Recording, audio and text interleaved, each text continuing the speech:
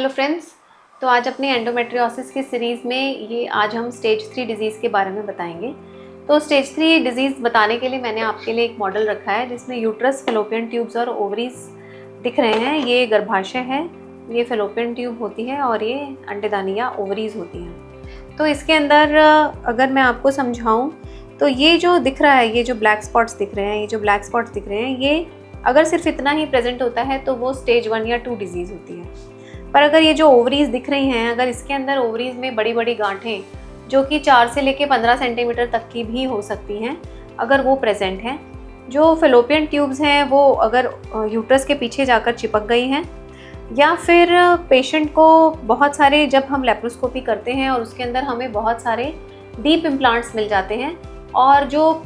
Uterus के पीछे का पोर्शन है जिसको कि हम पाउच ऑफ डगलस या पीओडी कहते हैं, मतलब वो जगह जो कि गर्भाशय को और इंटेस्टाइन या लैट्रिन के रास्ते को जो पोर्शन अलग करता है, उस एरिया को पाउच ऑफ डगलस कहते हैं। पर लेकिन क्योंकि एंडोमेट्रियोसिस में क्योंकि सारे ऑर्गन्स आपस में चिपक जाते हैं, तो कई बार यूट्रस के पीछे जब इंटेस्टाइन आके चिपक जाती है तो वो स्पेस बिल्कुल ख़त्म हो जाती है। वो सब कुछ आके चिपक गया है, जुड़ गया है, तो उस जगह में हमें कोई भी स्पेस नहीं दिखाई देता। और इन सब प्रॉब्लम्स की वजह से पेशेंट्स को पीरियड्स के दौरान बहुत सीवियर दर्द होना, मोशन जाते वक्त बहुत तेज़ दर्द होना, इवन कुछ लोगों के लिए तो ये इम्प्लांट्स इतने ज़्यादा प्रॉब्लमेटिक होते हैं कि लोग बैठ भी नहीं पाते। ज़्यादातर जो एंडोमेट्रियोसिस से संबंधित दिक्कतें होती हैं वो माहवारी के दौरान होती हैं, पर अगर ये कंडीशन बहुत सीवियर हो जाती है तो पीरियड्स या नो पीरियड्स मैटर नहीं करता और पेशेंट को हमेशा सीवियर पेन रहता है। तो ये तो जो पेशेंट्स हैं, अगर उनको अपने पेन रिलीफ से छुटकारा पाना है तो उनको सर्जरी कराना ही पड़ेगा। सेकेंड, अगर इनफर्टिलिटी से भी अगर वो स्ट्रगल कर रहे हैं तो इन पेशेंट्स में सर्जरी से पेशेंट को डेफिनेटली एडवांटेज होता है, क्योंकि ऐसे केसेस के अंदर डिजीज़ का बर्डन कम करना बहुत इंपॉर्टेंट है। कभी कभी ये बीमारी इतनी बढ़ जाती है कि ये इंटेस्टाइन या आंतों के अंदर घुस जाती है, आंतों को पार्शली ब्लॉक कर देती है, जिसकी वजह से पेशेंट को कब्जी की शिकायत हो सकती है। और कभी कभी ये प्रॉब्लम जो है ब्लैडर मतलब पेशाब की थैली में घुस जाती है, जिसकी वजह से पेशेंट को पीरियड्स के दौरान ब्लैडर में से भी यूरिन आना शुरू हो जाता है। और इसके अलावा अगर ये डिजीज़ बढ़ती है तो ये पेशाब की पाइप या यूरेटर जिसको कहते हैं उसको भी ब्लॉक कर देता है, जिससे कभी कभी किडनी में सूजन, किडनी में इन्फेक्शन और कभी कभी किडनी काम करना भी बंद कर सकती है अगर उसका इलाज टाइम पर नहीं करवाया गया तो जब भी हम एंडोमेट्रियोसिस का स्टेज 3 का पेशेंट देखते हैं जिसके अंदर एंडोमेट्रियोसिस की गांठ होती है, तो हम साथ में ये ज़रूर इवैल्यूएट करते हैं कि पेशेंट की इंटेस्टाइन तो ब्लॉक नहीं है, या पेशेंट का जो यूरिन का जो पाइप है वो ब्लॉक तो नहीं हो गया है, उसकी वजह से किडनी में कोई सूजन तो नहीं आ गई है। क्योंकि पेशेंट की जो सर्जरी है फिर वो किस एक्सटेंट की होगी उसके हिसाब से पेशेंट को एक्सप्लेन करना इंपॉर्टेंट होता है। तो जो स्टेज 3 एंडोमेट्रियोसिस का जो पेशेंट होता है, अगर हमारे पास इनफर्टिलिटी के लिए आता है तो हम सर्जरी करने के पहले पेशेंट की सोनोग्राफी करके डिटेल में ये चेक कर लेते हैं कि जो बीमारी है वो कहाँ तक फैली हुई है। ऑल्दो हमें 100% तो तभी पता चल पाता है जब हम पेशेंट की लैप्रोस्कोपी करते हैं, पर क्योंकि सोनोग्राफी मशीन्स और एमआरआई से हमें आजकल ऑलमोस्ट 90% जैसा इन्फॉर्मेशन पहले ही समझ में आ जाता है, ताकि हम पेशेंट को ऑपरेशन से पहले एक्सप्लेन कर सकें कि पेशेंट की सर्जरी कितनी मेजर है। एंडोमेट्रियोसिस अगर बहुत सीवियर होता है तो उसकी सर्जरी कभी क्या आई वुड से 20% केसेस में काफ़ी मेजर हो जाती है।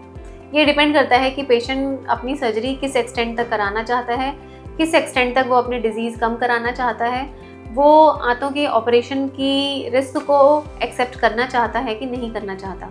ज़्यादातर पेशेंट जो हैं वो इंटेस्टाइन की सर्जरी तभी कराते हैं अगर वो पेन से बहुत ज़्यादा त्रस्त हो जाते हैं। अदरवाइज़ ज़्यादातर लोग जो हैं, जैसे मैं तो पेशेंट को काउंसल करती हूँ कि आप किस एक्सटेंट तक सर्जरी करवाएंगे, उनको समझाती हूँ कि अगर हम पूरा डिजीज़ क्लीन करेंगे तो आपको आंतों में इंजरी और फिर उनकी रिपेयर हमें करना होगा, तो आप उसके लिए विलिंग हैं कि नहीं हैं। तो अगर पेशेंट रिफ्यूज़ कर देते हैं तो फिर हम उस डिज़ीज़ की सब ऑप्टिमल सर्जरी करके ही रह जाते हैं। तो जो एंडोमेट्रियोसिस है, जब भी हम स्टेज 3 की सर्जरी करते हैं तो उसके पहले पेशेंट का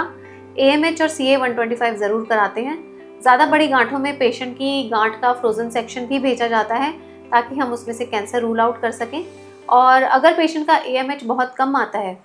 तो हम कई बार, जैसे मैं कई बार पेशेंट के जो ओवरीज हैं उसमें से एग्स एक्सट्रैक्ट करके रख लेती हूँ। उसके बाद पेशेंट की सर्जरी करती हूँ और सर्जरी के बाद फिर जो मेरे पास पेशेंट के एम्ब्रियोज बने हुए रखे रहते हैं वो एम्ब्रियो ट्रांसफ़र मैं सर्जरी के बाद ट्रांसफ़र करना प्रेफर करती हूँ।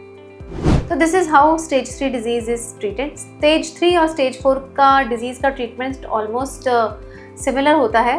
उस केस में भी स्टेज 4 डिजीज़ के अंदर भी या तो हम पहले ओवम पिकअप करेंगे, फिर सर्जरी करेंगे और फिर ट्रांसफ़र करेंगे, या फिर हम पहले सर्जरी करेंगे, फिर ओवम पिकअप करेंगे और फिर एम्ब्रियो ट्रांसफ़र करेंगे। तो अगर पेशेंट बहुत ज़्यादा पेन में रहता है तो हमारी प्रेफरेंस ये रहती है कि हम पेशेंट को पहले सर्जरी करें और उसके बाद पेशेंट का किसी भी तरह का ट्रीटमेंट करें, क्योंकि ये जो पेशेंट्स होते हैं बहुत ज़्यादा थके हुए होते हैं, बहुत ज़्यादा परेशान होते हैं। बहुत कॉमनली इनके अंदर डिप्रेशन देखा गया है और ज़्यादातर पेशेंट जो होते हैं उनकी कई बार सर्जरी हो चुकी होती है, 2 बार 3 बार, और उसके बाद फाइनली पेशेंट परेशान होके और हमारे पास आते हैं और तब हम भी वैसी ही सर्जरी करते हैं जैसा पेशेंट एक्सेप्ट करना चाहता है। अगर बहुत एक्सटेंसिव सर्जरी नहीं पेशेंट करवाना चाहता तो फिर हम भी उस एक्सटेंट तक नहीं जाते हैं।